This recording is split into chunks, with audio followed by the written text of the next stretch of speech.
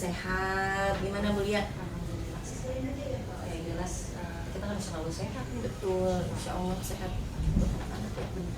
Kita kemarin ketemu di hari Jumat ya Bu Tika ya. Betul Bu Lia. Jadi saya jalan-jalan nih mampir ke kelas melihat kondisi pembelajaran Bu Tika yang Bu Tika di awal kita ketemu tuh Bu Tika kan merasa balik nih ke saya, sebenarnya saya lah yang lebih berperan gitu intinya. Itu bagaimana tuh ceritanya? Apakah ada perubahan setelah kita ngobrol-ngobrol cewek curcol jadinya nih? Kalau dalam pembelajaran ya pasti mengalami perubahan gitu kan, dari yang sikapnya anak-anak lebih antusias gitu dalam pembelajaran. Yang sebelumnya memang kalau misalnya saya, misalnya apalagi kalau misalnya saya ngajar gitu, tidak ada media, nggak pakai media gitu, saya lebih banyak bercerita. Jadi istilahnya bosen tuh ya. Jadi kan ceramah melulu.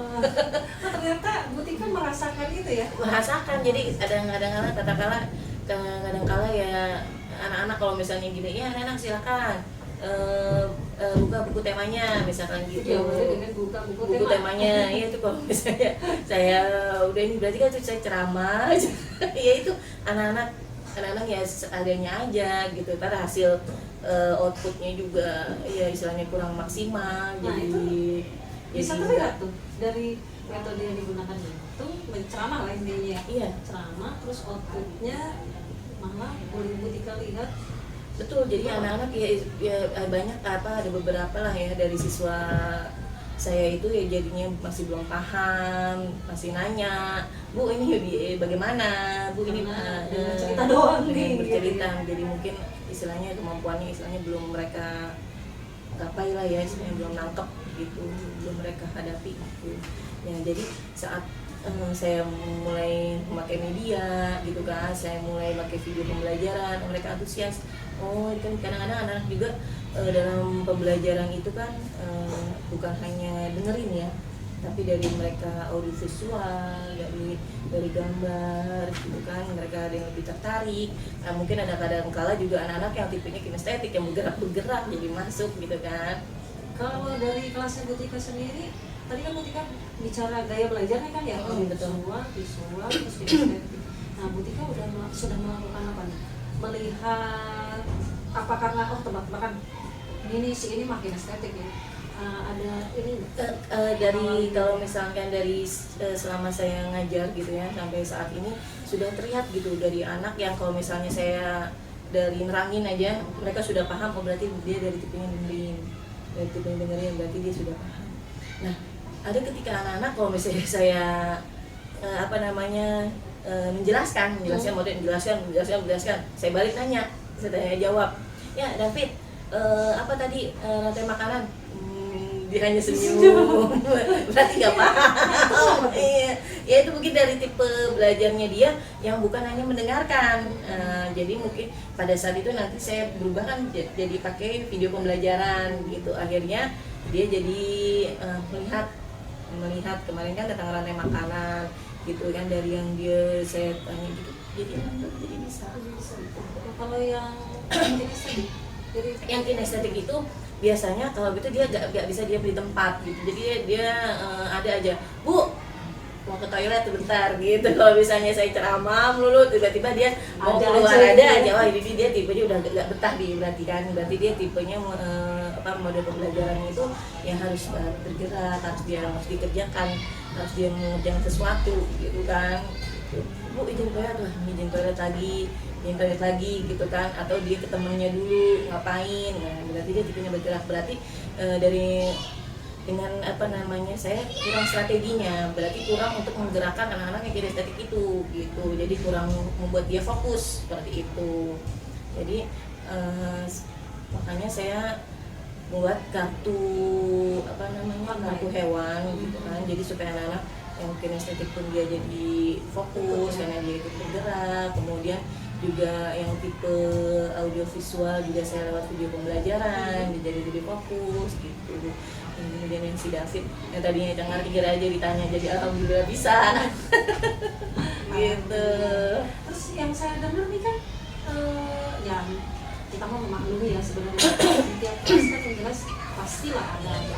Ini kan udah menjadi rahasia umum ya di sekolah kita. Nah untuk siswa yang memang berkebutuhan khusus ada nggak di kelas? Awal-awal itu kan ya saya kan menanyakan dulu ke guru sebelumnya gitu, ada nggak siswa di kelas saya itu yang berkebutuhan khusus. Jadi kelas sebelumnya itu dari guru ini mengungkapkan ada 3 siswa berkebutuhan khusus, ada Asifa, ada Juan, sama ada Ananda Radit. Nah dari ketiga ini, dari hasil psikolognya itu dia berupa lambat belajar. Nah seiring berjalannya waktu dari ketiga-tiganya ini memang benar mereka lambat belajar gitu kan. Jadi dari hasilnya pun kurang maksimal gitu, dari hasil ulangan, hasil yang sehari-hari, yang tes formatifnya juga itu kurang maksimal, karena mungkin mereka untuk cara mengatasinya juga tidak secepat untuk anak-anak yang teman-teman yang lainnya gitu kan. Akhirnya seiring berjalannya waktu saya memberikan soal kepada anak itu agak berbeda, agak saya turunkan levelnya ke anak-anak tersebut gitu. Untuk mencapai tujuan pembelajaran sudah Betul. sama ya? Kemudian juga ada kadang-kadang kami kan berkelompok ya, dan saya pembagian kelompok itu sudah saya atur sedemikian rupa jadi ada anak yang benar-benar bisa suka. Jadi saya sama awal-awal pembelajaran itu saya melihat anak, oh nih anak bisa ngajarin ke siswa, ke temennya. Berarti Bu Tika punya catatan tersendiri. Sabar ke temennya. Iya, jadi saya di kelas itu ada anak yang bisa nerangin ke temennya gitu. Jadi kadang-kadang dibantu gitu. Ada anak-anak yang egois ya, ada kelihatan banget egois ya. Jadi kalau temennya nanya tuh marah-marah. Apa sih gitu, gangguin banget. Ada itu ketika saatnya seperti itu ya pasti kita rolling gitu, ada jadi tidak tetap di kelompok yang sama ya? Betul ya, karena saya juga kan misalnya masih melihat kepribadian anak-anak ya dalam sehari-hari mereka. Jadi ketika di dalam satu kelompok itu ada anak yang bisa, ada anak-anak yang misalnya bisa menenangin temennya gitu, ada anak-anak yang bisa merangkul, ada anak-anak yang kurang gitu, dijadikan satu. Berarti saya ada tutor sebaya. Betul. Nah, saya memang dari sebelum-sebelumnya itu saya senang banget kok saya memakai tutor sebaya. Berhasil nggak? Alhamdulillah berhasil. Dan juga tapi saya ini ya, kadang-kadang anak-anak itu apa ya, di tutor sebaya itu kadang-kadang anak-anak masih ada rasa apa sih pelit gitulah ya, apa sih nggak mau berbagi gitu. Nah saya banyak sering di awal-awal itu menekankan kalau misalkan ilmu itu pasti kalau misalkan kita bagi ke orang lain itu akan lebih nempel. Dan seiring berjalannya ya, pembelajaran itu yang tadinya yang adanya egois gitu kan, yang kan kelihatan ya dalam mereka sehari-hari dalam misalnya kalau saya katakan begitu nih, ketika ini sebagai guru, kalau misalkan tidak membagi ilmunya pun tidak ada terus itu diingatkan terus, anak memang selalu diingatkan. Alhamdulillah ada gitu. Saya itu kalau misalnya ke anak-anak itu menyindirnya nggak pernah menyindir ke anak gitu. Ya misalnya dalam kehidupan sehari-hari, saya lewat cerita gitu. Misalnya ada anak. Betul, jadi ada cerita kemudian yang masuk untuk yang mau saya bahas ke anak tersebut. Misalnya kan di kelas saya ada misalnya kejadian gitu kan, ada kejadian anak misalnya bertengkar atau apa gitu, saya lewat cerita gitu. Sebelumnya yang saya lihat kan antep, oh ternyata di balik itu ada prosesnya ya. Iya, kemudian ada anak saya baru awal-awal udah saya dilaporin, Bu Tika, ini anaknya, ini temennya gitu, kelas lain lagi, aduh, katanya mau manggil orang tuanya, aduh. Nah, disitulah saya bertindak. Jadi itu saya menanamkan ke anak itu bahwa kalau misalnya segala sesuatu itu harus bertanggung jawab, gitu kan. Jadi ke siswanya itu kamu harus bertanggung jawab. Kalau misalkan kamu benar, misalnya tidak salah, kita paling terdepan berada di sisi kamu. Jadi mereka itu merasa terlindungi. Jadi sih saya itu nggak pernah langsung tiba-tiba ujuk menyalahkan. Ya misalkan yang si siswa ini dia misalkan, ujukannya anaknya gini. Ya saya nanyakan dulu, gitu kan. Kemudian setelah itu saya selalu ngobrol ke anak tersebut. Jadi tuh saya tuh selalu ada gitu. Saya tuh memang guru mereka. Kalau misalnya mereka benar, saya selalu ada. Dan mereka yakin gitu. Jadi aku tuh selalu istilahnya melindungi gitu. Kalau misalnya benar, Kalau yang salah. Maka jadi setelah yang yang si Ananda tersebut setelah melakukan itu, jadi dia berpikir mikir gitu. Dan alhamdulillah sampai sekarang itu dia nggak melakukan itu lagi gitu, nggak jahil lagi, tahu. Karena saya tahu nih, kamu kalau misalnya begini anak akibatnya begini, kalau kamu benar saya akan ada gitu. Dan dia pernah dia cerita ke saya, Bu, saya diiniin sama kakak kelas gitu kan, saya diinin sama kakak kelas. Mana siapa anaknya? Ya ketika ini kita bicara, jadi dia tuh tahu gitu. Oh, berarti saya juga merasa dilindungi gitu. Kadang-kadang anak-anak itu yang merasa jahil gitu tuh merasa dia disalahkan terus gitu loh, Bu ya. Itu ya maksudnya yang saya yang anak dulu merasa disalahkan, jadi mereka tuh kayak nggak merasa dilindungi gitu. Saat mereka juga butuh perlindungan nggak ada gitu. Makanya kadang-kadang tuh anak-anak tuh intinya sama temen misalnya jauh-jauh sama temen, ngajak temen gitu. Nah, ketika kita ada untuk mereka gitu kan, ya alhamdulillah jadi mereka cerita. itu jadi termotivasi segala sesuatu semua ya. Jadi sekarang itu si David itu nggak inian tahu gitu. Kalau saya senyum, Sadar diri lah bahasanya. senyum udah nggak ini lagi. Wah, waktu awal-awal saya udah dipanggil terus deh sama sama yang lain, anak yang lain gitu. Sekarang tahu, pokok misalnya nanti saya melakukan ini, oh nanti saya akan jadi gini. Kalau saya melakukan yang tidak baik, ya saya juga akan gini. Itu kan tanggung jawab dari segi sosial. Kalau dari tanggung jawab dari pembelajaran sendiri, Nah, apakah jadi berefek dari yang tadi? iya. Nah, kadang-kadang anak-anak itu sekarang misalkan yang awal-awal ya Bu, yang tidak bisa, yang nggak bisa gitu, dia awal-awal itu pembelajarannya lihat teman. Masih banyak yang anak-anak tipenya itu kalau misalnya tidak bisa nggak ngerjain, lihat temen gitu kan. Nah, saya disitulah masuk, misalkan anak-anak yakin sama diri sendiri gitu, disitulah masuk pembelajaran. Misalnya saat anak-anak tidak bisa, kalau kamu misalnya sudah yakin bisa, itu akan sangat menyenangkan. Setelah kita meyakinkan diri sendiri kalau kamu juga pasti bisa gitu, kita masuk ke merekanya. Saat misalnya tidak bisa, oh, tidak apa-apa, itu proses gitu.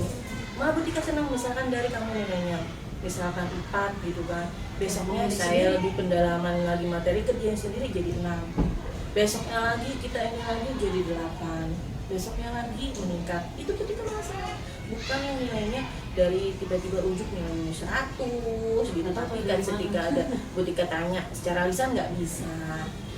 Dan saya itu kadang-kadang anak itu kan dia malu ya, nggak bisa tuh malu. Ya, saya itu nggak pernah nunjuk anak itu dia nggak bisa, itu nggak pernah. Terus pasti Ya, jadi saya itu selalu menimbulkan percaya diri. Jadi ketika dia bisa, saya tahu dia ini soalnya bisa, langsung maju. jadi antusias ya. Ketika misalkan ada pembelajaran misalnya matematika gitu kan, saya cek satu-satu pemahaman materi mereka. Jadi kita juga harus tahu untuk kemampuan mereka. Jadi saat anak-anak yang bisa, kita naikkan levelnya. Saat anak-anak yang istilahnya kurang, kita turunkan levelnya. Jadi mereka udah percaya diri dulu ke depan.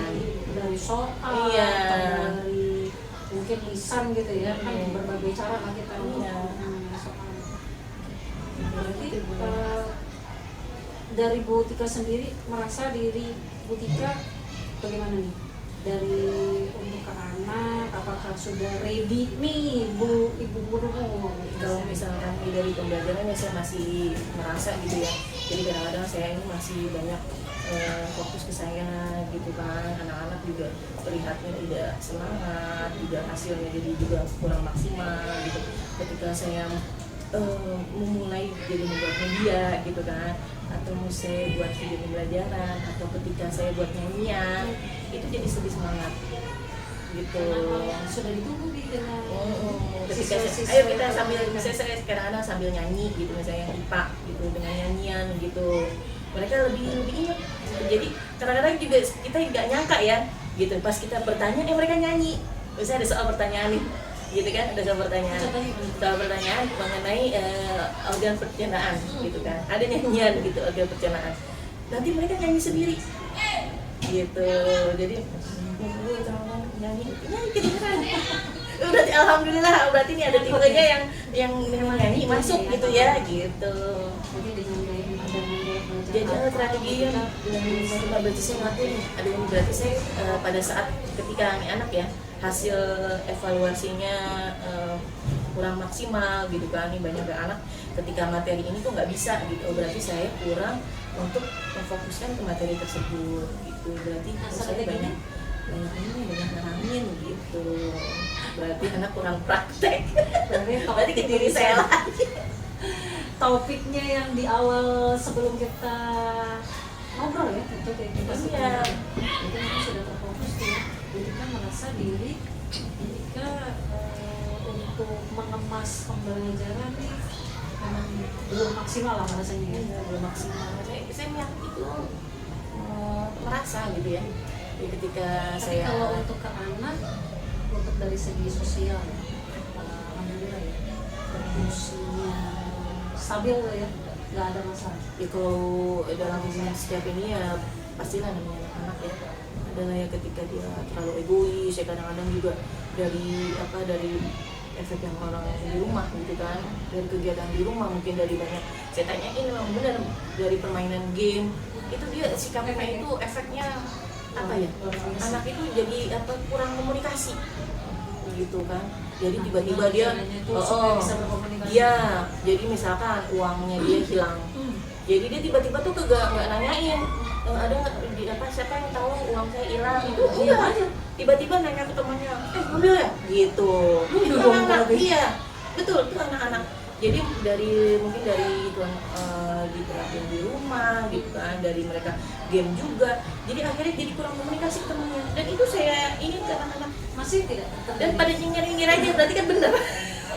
Oh, dengan ngira itu Butika sudah memahami. Iya, berarti nyengirnya bener gitu kan, jadi kan saya kasih tahu bicara baik-baik gitu kan, diomongin komunikasi dulu itu, jadi ngurangin game itu dari game. Tapi kesini-sini masih terjadi atau Ya alhamdulillah enggak gitu, mereka jadi tahu gitu. Nah itu dia yang sekarang nih, permasalahan sekarang. Jadi ketika saat saya ada gitu, alhamdulillah kelas terkontrol. Jadi ketika saat saya tidak ada itu jadi kurang terkontrol gitu. Nah ini saya masih masih mencari lah ya. Jadi supaya meningkatkan kesadaran diri anak. Jadi ya kita sharing-sharing lah Bu ya, gimana caranya Bu ya. Jadi kalau misalnya ketika kita guru nggak ada gitu ya, gimana caranya supaya anak itu tetap fokus gitu loh. Jadi ada kesadaran diri dari mereka itu untuk istilahnya tetap belajar gitu kan. Ya mungkin kita ngasih tugas ngerjain ya, tapi ada kala misalnya berisik lah atau misalnya saling inian. berarti tanggung jawab terhadap dirinya sendiri ya masih Iya. bisa dikatakan masih ada lah prosesnya. Gimana dia? Ada nggak tips? Kalau Butika sendiri tuh merasa sudah ke anak tuh komunikasinya sudah terjalin ya. Kalau dari Butika sendiri dengan komunikasi yang terjalin itu, terus saya Butika kan juga cerita, oh saya sudah istilahnya mengarahkan anak itu dengan cerita gitu. Bisa jadi gitu. Jadi berarti kayak saya kurang kurang intens ya. Jadi memang misalnya ke sikap kan yang lebih intens gitu ya, lebih sering gitu ya. Dari segi ini di sosialnya, itu emosional, bertanggung jawab, sosial. Nah rencananya ke depan bagaimana untuk pertengahan dengan yang sebenarnya jadi permasalahan ya. Berarti ya mungkin saya lebih lebih menimbulkan percaya diri mereka ya, tanggung jawab. Nanti saya tanggung jawab itu kan proses, tanggung jawab itu berproses, kalau sikap itu kan berproses. Berarti ini tugas saya berarti untuk kedepannya ini untuk selalu mengingatkan ke anak gitu kan. Jadi ada yang katanya kalau sikap anak itu harus dilakukan, diingatkan berkali-kali baru anak itu berubah. Ya sepertinya ini kayak saya kurang nih di sini. Jadi saya kurang mengingatkan nih. Untuk rencana ke depan untuk mengenai tanggung jawab pada dirinya sendiri, ya istilahnya kalau dia tinggal kelasnya ya udah ada atau tidak ada bukan, harapannya kan Ya, ya kelas tetap berjalan baik gitu kan. Tetap tanggung jawab lah sama diri, setidaknya sama dirinya masing-masing gitu kan, baru sama lingkungannya. berarti rencana ke depan untuk dari segi pembelajaran.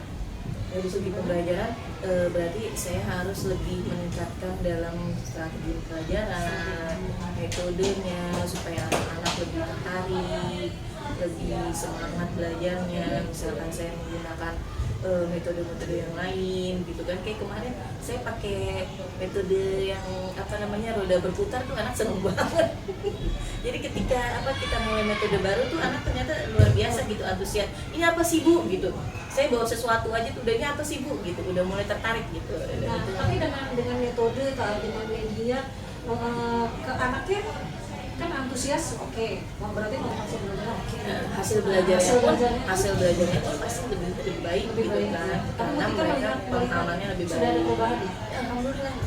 Dari nilai-nilainya pun setelah saya memakai media pembelajaran gitu kan, setelah memakai strategi pembelajaran, pakai video, pakai media, itu hasilnya pun lebih baik. Hasil nilainya belajar anaknya lebih baik. Jadi tinggal menstrategikan bagaimana bertanggung jawab pada dirinya ya, dari segi apapun, dari segi belajarnya, dari segi ya itu tadi ditinggal atau ada atau tidak ada guru kita, gitu kan, setidaknya ada kesiapan ya. Betul, ini berarti ini PR saya, supaya anak-anak lebih bertanggung jawab lagi. Kemudian juga untuk PR saya juga supaya pembelajaran itu tetap menarik buat anak-anak gitu. Itu berarti PR kita gitu ya. PR bersama ya. PR yang harus kita kita tuntaskan ya Bu Lia ya. Pembelajaran dan ya sebenarnya bukan hanya dari pembelajaran ya, bukan hanya kognitif lah bahasanya gitu ya. Betul, sosial emosional juga. Kadang-kadang nih anak-anak itu nggak diduga tuh, kadang-kadang kita senyum-senyum sendiri ada aja tingkahnya. Kadang-kadang ya bikin kesel. Berarti dari segi beberapa aspek tuh ya, dari afektifnya, dari psikomotornya, Jadi kadang-kadang kita sambil sambil ngajar juga, sambil lihat anak-anak kan, oh ini anak-anak yang begini gitu kan, ini anak-anak sukanya begini gitu. Nah, kira-kira kalau mau menstrategikan sesuatu tuh Bu Tika, ini jangka panjang, jangka pendek, atau kira-kira besok harus dilakukan atau bagaimana? Biasanya sih saya melihat pembelajarannya sesuai materi pembelajarannya, bisa nggak nih materi pembelajarannya dengan metode ini, bisa nggak gitu. Tinggal dimasukkan ya, Jadi kolaborasikan. itu nanti jadinya tanggung jawabnya bisa nggak nih, mungkin dari pelajaran apa yang berkaitan tanggung jawab. Ya kadang-kadang kita juga ini Bu Lia, misalnya saya ngeliat Bu Lia gitu kan, saya ngeliat Bu Lia misalnya ada pembelajaran yang bagus tuh saya seneng gitu, saya pengen lakukan gitu. Terus saya juga kadang-kadang ngeliat video-video pembelajaran gitu kan, misalnya teman-teman saya update status gitu pembelajaran ini, wah nih kayaknya bagus juga nih gitu. Kadang-kadang kita jadi seneng aja gitu kan. Berarti intinya Bu Tika punya strategi mengemas dari semua ya, mengemas dari pembelajaran, dari emosinya anak yang bagaimana supaya ini entah itu tadi Bu Tika orang yang senang sekali bercerita dengan katanya di dalamnya ada amanah. Saya itu tuh seneng ini ya Bu, kalau misalkan di anak-anak itu saya seneng bercanda, maksudnya dalam artian bukan bercanda inian, karena dengan bercanda itu anak-anak lebih masuk gitu, dengan saya senggolnya dengan bercanda gitu. Jadi ada amanah ya, di dalam. jadi anak-anak tuh lebih tidak merasa di gini gitu. Ini betul Bu, mereka tuh lebih didekati gitu, kita mau mendengar tapi ada batasan juga kan ya, anak-anak juga pengen kita juga jadi temennya, tapi kan ada batasan juga gitu ya, ada kita membatasi gitu saat mereka mau cerita itu harus bagaimana gitu. Berarti itu kira-kira semua akan dilakukan kapan? Ya, insya Allah misalnya kalau itu secepatnya gitu kan, sekarang mau PAT ya, PAS. Berarti kan kita harus menuntaskan yang belum, nilai-nilai anak yang belum gitu. Baik itu akademis secara kognitif, perilakunya. Memang jadi tanggung jawab kita ya. Secara tidak langsung jadi perkemas semuanya nih. Mudah-mudahan apa yang sudah kita rencanakan berjalan dengan lancar, baik dari kognitifnya, terus kalau bahasanya kita mah afektifnya gitu ya, terus motornya ya, sikapnya dia, terus perilakunya dia, wah dari berbagai keterampilan gitu. Kita gitu harus sehat-sehat ya, Harus sehat. Jadi kayaknya diwajibkan untuk jadi sehatnya. kita harus Ya sehat mudah-mudahan buat sukses anak-anak. selalu. Ya kedepannya untuk pendidikan khususnya di sekolah kita ya.